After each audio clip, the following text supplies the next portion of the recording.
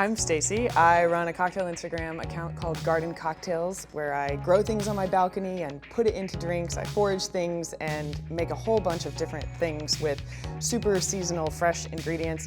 And I'm here today with LG because they have a new InstaView refrigerator with craft ice, where you have round ice all the time in your freezer, which is incredible because my husband and I fight over making ice all the time.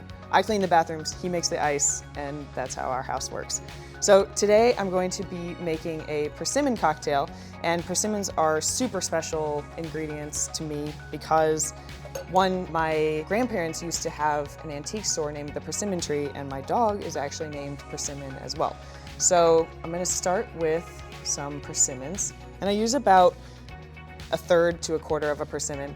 And I also want to use cognac in this cocktail just because it seems like such a fall ingredient. I think it's a totally underrated spirit, and it pairs really well with persimmons.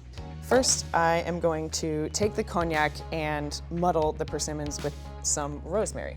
And the persimmons should break apart a lot and just be really soft and mushy. Also add some lemon juice and some honey. So all of these flavors just feel like fall to me, and I think they belong in a drink together.